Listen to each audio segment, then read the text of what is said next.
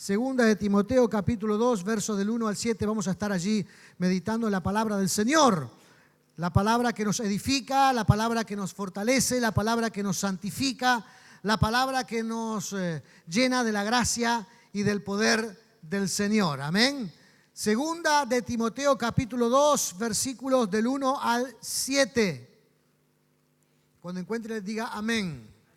Yo voy a estar leyendo la versión Nueva Traducción Viviente. Por ahí aparece allí un poquito distinta, digamos, en el lenguaje o en el contenido, digamos, de las oraciones, pero el sentir es exactamente el mismo, ¿verdad? Nueva Traducción Viviente. Dice así la palabra del Señor, hermanos. Timoteo, mi querido hijo, sé fuerte por medio de la gracia que Dios te ha dado en Cristo Jesús. Me has oído enseñar verdades que han sido confirmadas por muchos testigos confiables. Ahora enseña estas verdades a otras personas dignas de confianza que estén capacitadas para transmitirlas a otros. Soporta el sufrimiento junto conmigo como un buen soldado de Cristo Jesús. Ningún soldado se enreda en los asuntos de la vida civil, porque de ser así no podría agradar al oficial que lo reclutó. Asimismo, ningún atleta puede obtener el premio a menos que siga las reglas.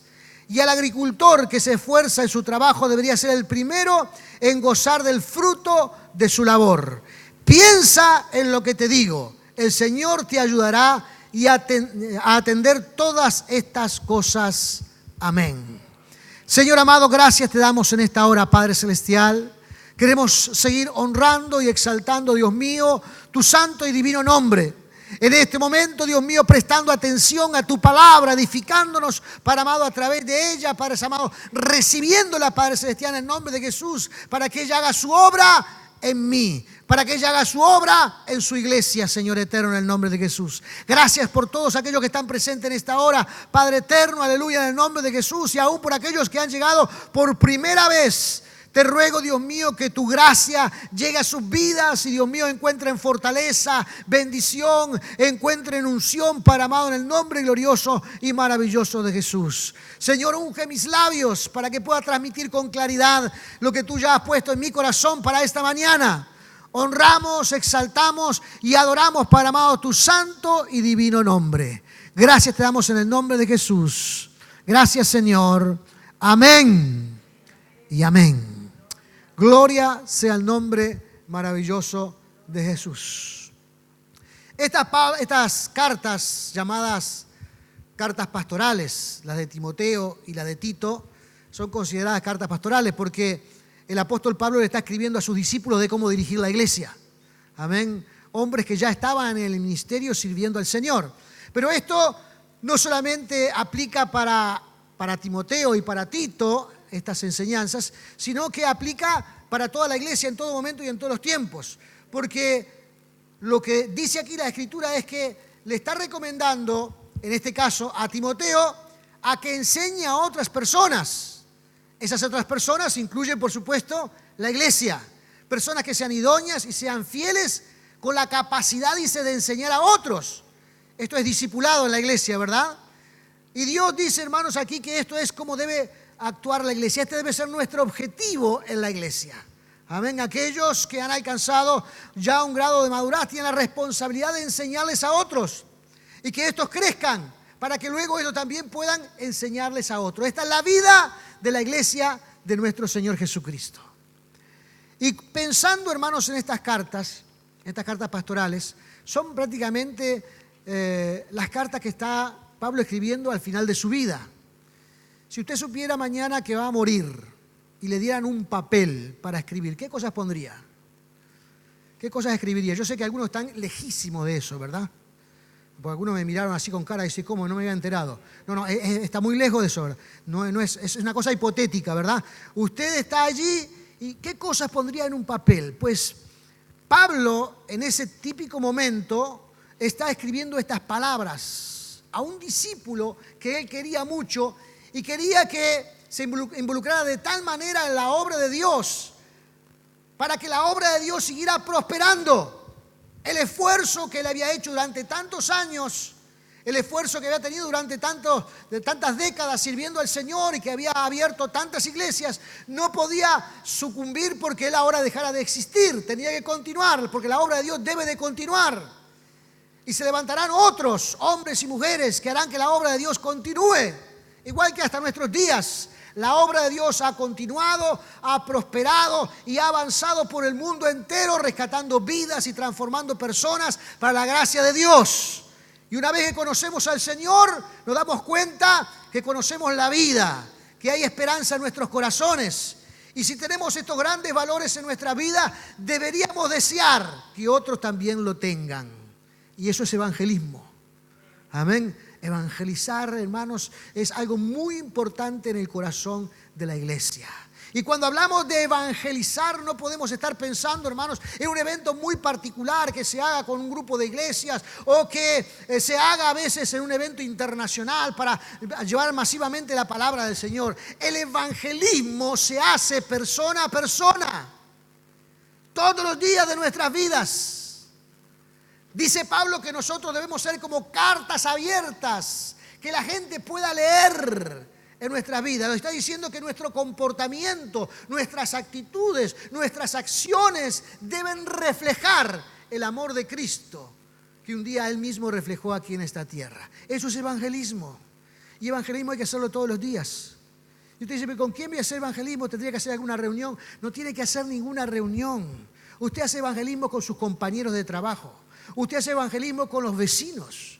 Usted puede hacer evangelismo con los familiares. Usted puede hacer evangelismo con las personas que conoce, aún accidentalmente. ¿Cuántas veces nos tropezamos con algunas personas accidentalmente que nos cuentan sus penas? A ver, ¿quién le pasó alguna vez eso? ¿A quién le pasó alguna vez eso? Que accidentalmente se encontró con una persona y comenzaron a hablar y que el gobierno y que no me solucionan los problemas que tengo y que salí y que ahora el sueldo no me alcanza y que allí, hermano, se está conformando un cuadro ideal para predicarle al que vive, al que reina y al que le puede dar esperanza para seguir adelante. Pablo tiene todo eso en mente y se lo quiere transmitir a Timoteo. De tal forma que Timoteo sienta esa inspiración hacia el mensaje divino como lo sentía él. Y le dice entonces estas palabras: me has oído enseñar verdades que han sido confirmadas por muchos testigos confiables. Ahora enseña estas verdades a otras personas dignas de confianza que estén capacitadas para transmitirlas a otros. Enséñalas. Algunos estarán pensando, bueno, pero yo no soy ni pastor, ni obrero de la iglesia, ni diácono, ni líder de jóvenes, ni líder de las damas, no tengo ninguna cuestión. ¿Y en dónde dice la Escritura, hermano, que usted tiene que tener algún tipo de liderazgo en la iglesia o cargo para hablar acerca de las verdades cristianas que usted ha recibido y que han conformado como valores potenciales en su vida? Si usted conoce al Señor, si el Señor ha rescatado su vida de situaciones difíciles, si usted conoce la experiencia de estar cerca con el Señor, tiene, hermanos, argumentos suficientes para hablarle a otros acerca del reino de los cielos. Pero por supuesto hay que seguir avanzando, hay que seguir creciendo, hay que seguir comprendiendo las Escrituras. Y por eso, en este sentido, Pablo le da 3 figuras de la vida real, de las cuales él tiene que enfatizarse para que su ministerio sea próspero y pueda realmente trascender a través de las generaciones. Y el mensaje siga corriendo y siga alcanzando. Y damos gracias a Dios porque estos primeros hombres hicieron bien ese trabajo, porque el Evangelio ha llegado hasta nuestros días. Y es de nosotros hoy día, hermanos, preocuparnos para que el Evangelio siga corriendo, siga avanzando.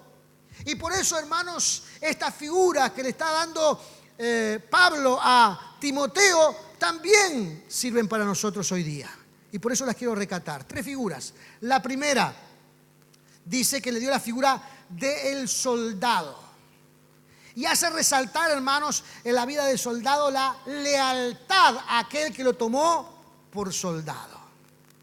Amén. Concretamente dice aquí la Escritura según Reina Valera de 1960, dice: ninguno que milita se enreda en los negocios de la vida a fin de agradar a aquel que lo tomó por soldado.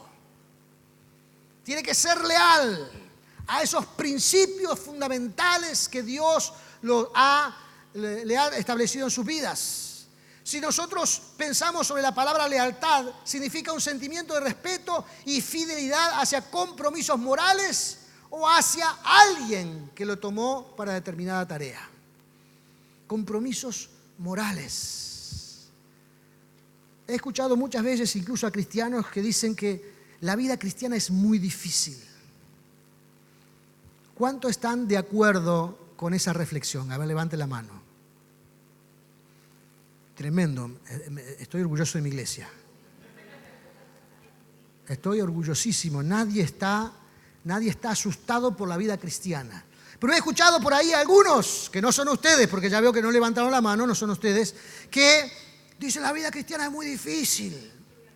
Es difícil porque uno tiene que prestar atención a esos valores morales, a esos estándares morales que Dios pone en su palabra. Y por supuesto, estos estándares morales están por encima de la conducta media del ser humano. Amén. Y uno tiene que resistirse ante estas cosas porque tiene que ser leal. Tiene que ser leal a aquel que lo tomó por soldado. ¿Quién te tomó por soldado? Jesucristo. Y debemos ser leal. Algunos por ahí se ven a veces seducidos por algún comportamiento. Dice, bueno, pero total, no me ve el pastor, no me ve la diaconisa, no me ve los diáconos, no me ven ningún hermano líder de la iglesia. No va a pasar nada. Pero nosotros no le debemos lealtad al pastor, ni le debemos lealtad a las personas. Nosotros le debemos lealtad al Señor Jesucristo.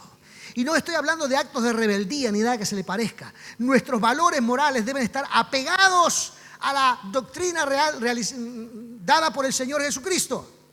Y estos valores morales están por encima del comportamiento del mundo. Amén. Por eso hay acciones que no debemos llevar adelante en nuestra vida. Tenemos que ser un trabajador fiel. Tenemos que ser un estudiante que quiera hacer lo mejor en sus estudios. Tenemos que ser un padre que podamos dar lo mejor para nuestros hijos. Y ahí tenemos que estudiar la Biblia, a ver qué dice la Biblia acerca de la paternidad o de la maternidad o acerca del liderazgo. Tenemos que ver todo eso porque quiero y debo hacer lo mejor. Lealtad a esos principios morales. El soldado, hermanos, no tenía excusa. El soldado no podía enredarse en ninguna cosa. Y ahí no se podía ir allí al régimen de turno y decirle, mire, el salario que usted me paga no me alcanza. Imagínense un soldado romano, ir al emperador o qué sé yo allí, ir y, mire, el salario que usted me paga no me alcanza. Pasaba a retiro obligatorio en 2 segundos. Le hacían y pasaba a retiro obligatorio en un suspirar. No había excusa, tenía que ser leal al régimen. A veces tenía que estar en el campo de batalla por varios años, recluido ahí. No podía ver a su familia, no podía estar con nadie conocido, tenía que estar apartado de esa forma. ¿Por qué? Porque tenía que ser leal a aquel que lo había tomado como soldado. Estas cosas deben ser las que deben estar en nuestra cabeza, digamos, recorriéndonos siempre. Tenemos que ser leal a nuestro Señor. Amén. Mi comportamiento tiene que estar afín a la palabra del Señor. Mi andar con Cristo tiene que ser tan adecuado como la palabra de Dios lo describe. Por supuesto que voy en construcción, por supuesto que voy en la perfección, por supuesto que voy en un proceso de avance. Amén. Pero tengo que ser cada día más fiel al Señor. La segunda figura descrita aquí es la figura del atleta. Amén, el atleta. Y resalta del atleta, hermanos, la capacidad de hacer las cosas en forma legítima. Dice el versículo número 5. Y también el que lucha como atleta no es coronado, sino lucha legítimamente. Amén. Tiene que apegarse a las reglas. Amén. La legitimidad en su desarrollo como atleta tiene que estar apegado a las reglas. Por supuesto que la legitimidad muchas veces se habla acerca del Estado, acerca de los gobiernos, acerca de todo. Pero lo que está queriendo decir aquí es que el atleta no puede hacer trampa. Amén. Por eso los atletas generalmente son descalificados porque hacen trampa. Hacer trampa es inmediatamente perder la corona o el título que le dieron. No hay excusa. Por ejemplo, aquellos que pasan por el antidoping y descubren que han infringido las reglas porque han tomado algún medicamento o algún fármaco que le da una potencia extra a su cuerpo. Suficiente para perder la calificación, la vergüenza en el mundo entero, porque no siguió las reglas. Pensó que había alcanzado una posición maravillosa, pero no siguió las reglas. En el Evangelio, hermanos, uno no puede hacer trampa. No hay camino más corto para seguir. Cuando hablamos, hermanos, del Evangelio, hablamos de una disciplina de vida que nos autoimponemos. Amén. Cada uno de nosotros, hermanos, nos imponemos a nosotros mismos ser fiel al Señor. Aunque nos enseñan, aunque nos adoctrinan, aunque nos hablan del Señor, aunque nos dicen las verdades espirituales, de todas maneras, la decisión final siempre es nuestra. Entonces, esta es una disciplina que nos autoimponemos para honrar al Rey de Reyes y Señor de Señores. Tal es así que Pablo lo sabía, que le escribe a Timoteo en el capítulo 3, versículo 14 y 15, dice: pero tú debes permanecer fiel a las cosas que se te han enseñado. Sabes que son verdad, porque sabes que puedes confiar en quienes te las han enseñado. Es decir, la reputación, la conducta, la fidelidad de aquellos que fueron los maestros de Timoteo. Ahí entrarían algunas otras personas que no solamente Pablo, que fueron maestros de Timoteo, practicaban lo que le decían. Vivían el Evangelio. Transmitían verdades que ellos mismos respaldaban con sus acciones. Amén. No es esto, hacer lo que te digo, pero no lo que yo hago. Eso es de aquí terrenal, no es del cielo. Eso no se puede hacer. Eso es infringir las reglas. Entonces dice allí, continuando con este versículo, dice: ¿sabes que puedes confiar en quien te lo han enseñado? Desde la niñez se te han enseñado las sagradas escrituras, las cuales te han dado la sabiduría para recibir la salvación que viene por confiar en Cristo Jesús. La salvación que viene por confiar en Cristo Jesús. Respaldado por la vida de aquellos que transmitieron la palabra. Amén. Y que saben que estas palabras, por la práctica y la conducta de estas personas que transmiten esta verdad, están encarnando esa verdad y están recibiendo un mensaje que es conforme a la verdad del Evangelio. Amén. No hacen trampa. Siguen fieles. Claro, el camino, hermanos, que nos plantea el Señor quizás es más largo de lo que algunos piensan. Pero en la vida, hermanos, no se puede alcanzar nada si uno no hace las cosas en forma correctas. Y esta salvación de la cual habla aquí las Escrituras no se puede alcanzar si nosotros no vivimos aferrados al Señor Jesucristo. Si nosotros no somos fieles a la palabra del Señor. El sencillo mensaje que a veces se transmite, hermanos, en forma un poco lastimosa, de que Dios nos ama y que Dios al final perdona todas las cosas y que Dios es maravilloso y que Dios, eso es media verdad. Porque dice la Escritura que Dios es justo. Y que todos aquellos que quieren ganar el reino de los cielos tienen que practicar la justicia de Dios. Que la verdad no es simplemente un mensaje filosófico. La verdad tiene que ser encarnada por aquellos que sirven al Señor. Entonces, eso se transforma, hermano, en que nosotros no podemos cortar camino en ninguna parte. Amén. No se puede cortar camino, hay que ser fiel. Hay que ser fiel al Señor. A veces, por ser fiel al Señor, nos confrontamos con algunas dificultades en la vida. Amén. A veces en nuestro trabajo, por ser fiel o leal, nos confrontamos con algún problema en la vida. A veces en nuestro vecindario o a veces en los estudios, por ser fiel y leal, no podemos hacer trampa y entonces nos confrontamos con alguna dificultad. Porque la presión que los demás ejercen por a veces cortar camino o por la presión que los demás ejercen a veces por negar las buenas costumbres o porque como todo el mundo lo hace, yo ¿qué voy a hacer? No puedo ser distinto, tengo que hacer lo que todo el mundo hace. Entonces todo esto ejerce una presión que a veces intenta que el cristiano, el que ama al Señor, también ceda ante la presión que nos rodea. Pero el que es fiel, amén, aquel que quiere encarnar la verdad, que quiere seguir las reglas del Evangelio, sufre penalidades, sufre problemas. Y aquí el apóstol le dice a Timoteo: sufre penalidades como un buen soldado de Jesucristo. Si ser cristiano, no ser loco, como a veces algunos que cometen algunos actos de locura, ¿verdad? Que también esto a veces está reñido con las reglas del Evangelio, ¿verdad? Que algunos se ponen a gritar y a tratar de anunciar el Evangelio. Recuerdo que hace poco había uno que había ido a votar a un circuito allí, golpeaba la mesa y gritaba: porque soy cristiano, y todas esas cosas. Hermano, eso no es la verdad, eso es un acto de extremismo, ¿verdad? Eso no es seguir las reglas, eso no es fidelidad, eso es violencia, eso es imponer cosas. Y ni siquiera Cristo impuso nada. Él esperó a que respondiéramos en forma afirmativa a su llamado.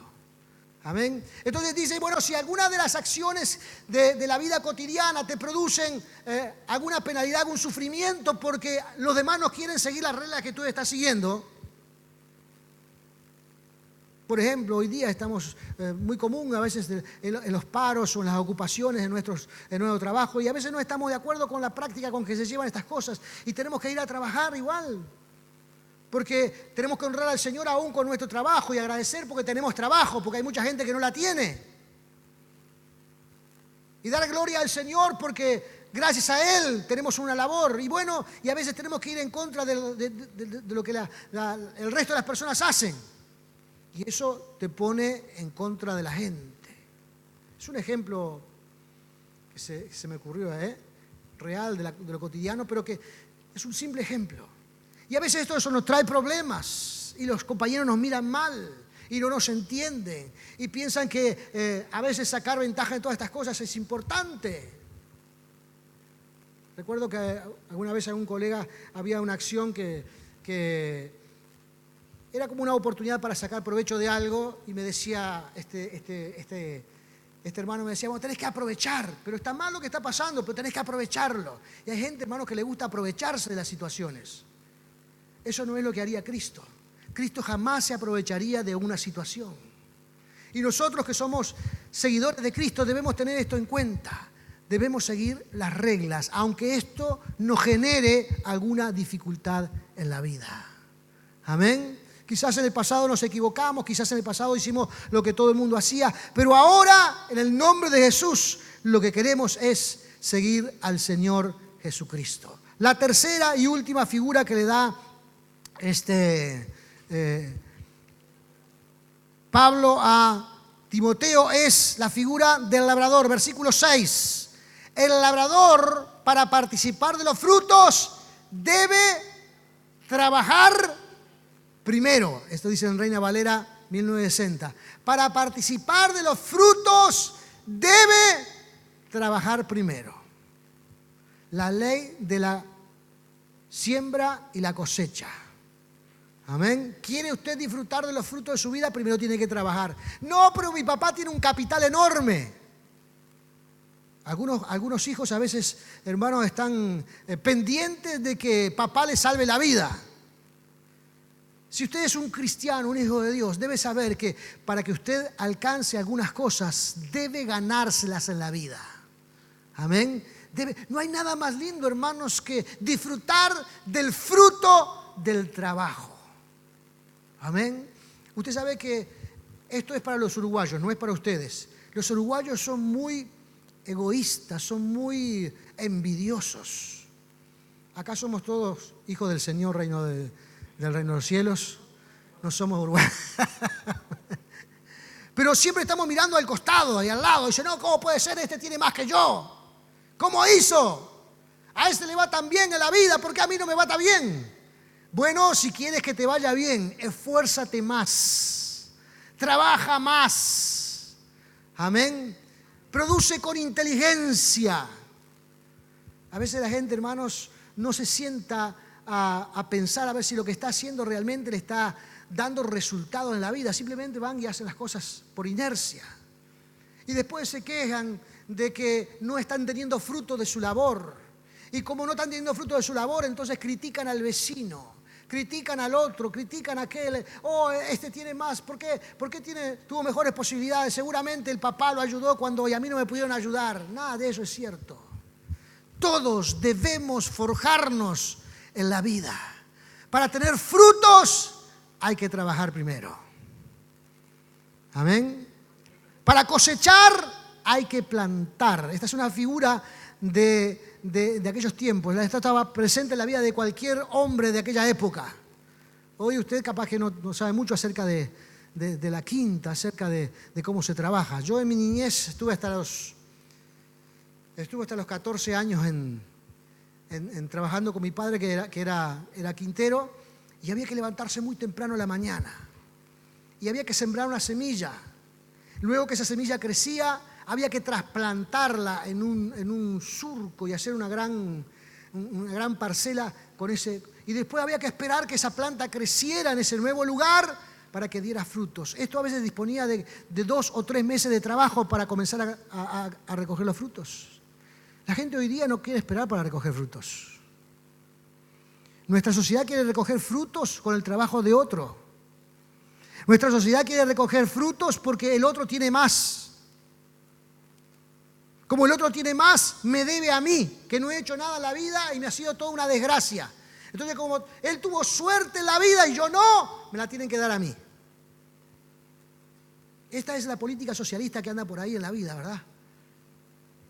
Ninguno va a tener resultados de esa conducta. Si usted quiere tener resultados, sea inteligente, siga lo que el mensaje del Señor, siga lo que Pablo está escribiendo en los últimos días de un hombre lleno de sabiduría, de un hombre que disfrutó de las grandes cosas de la vida, un hombre que realmente hizo cosas extraordinarias, él solo, haciendo cosas maravillosas para la gloria y la honra del Señor. ¿Qué hizo? Trabajó, y en algunas ocasiones trabajó para ayudar a otros.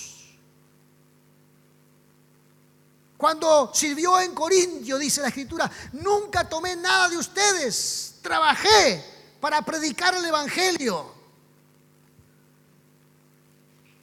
Era un hombre que sabía que para cosechar las cosas hay que trabajar primero.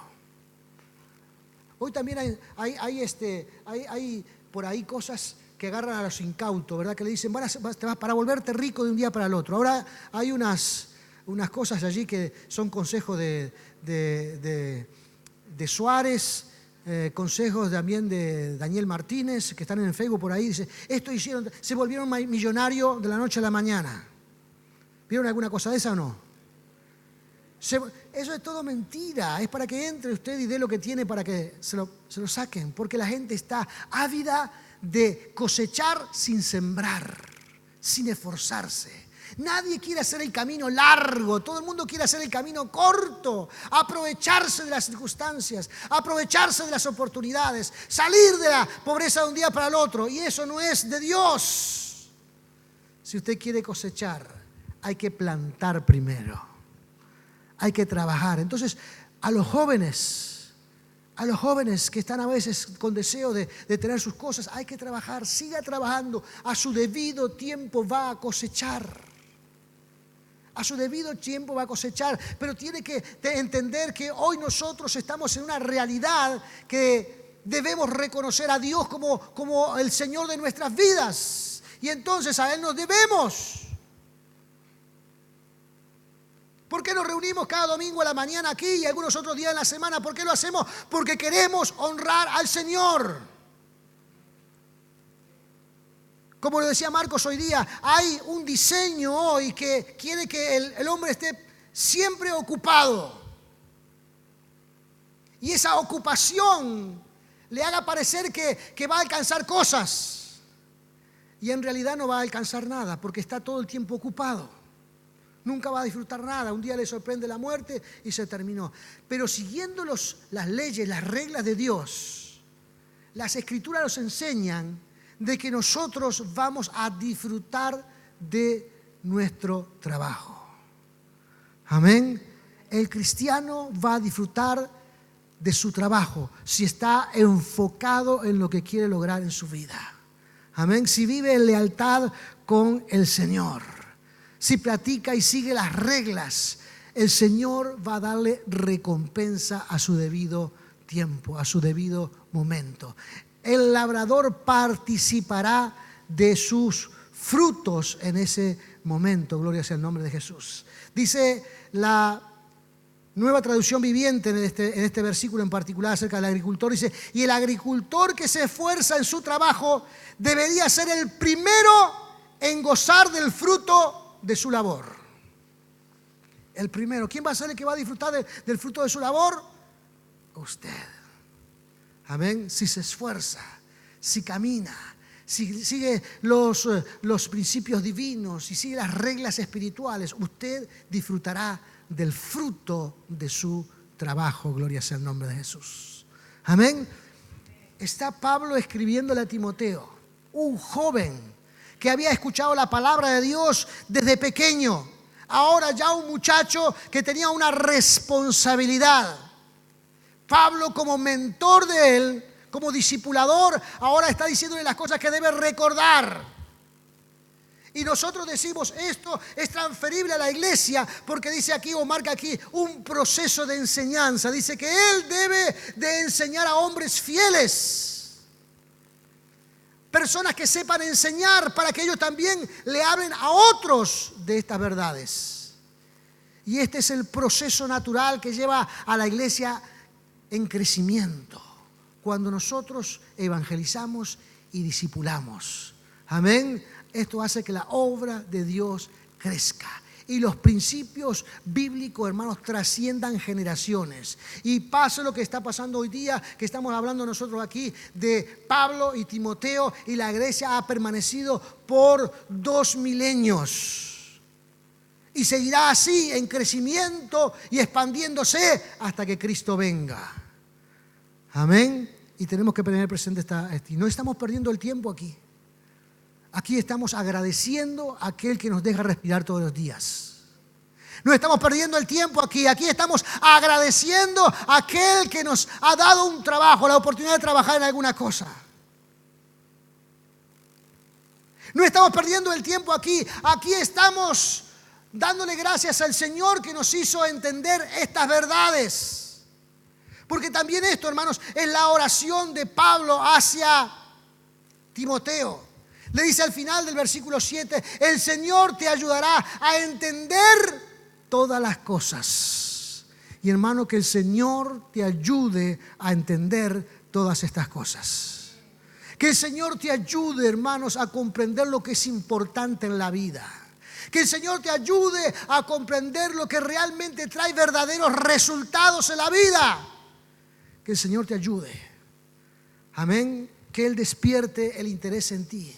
Que tú puedas responderle afirmativamente y crecer en el reino de los cielos para alcanzar estas verdades para la gloria y la honra del Señor.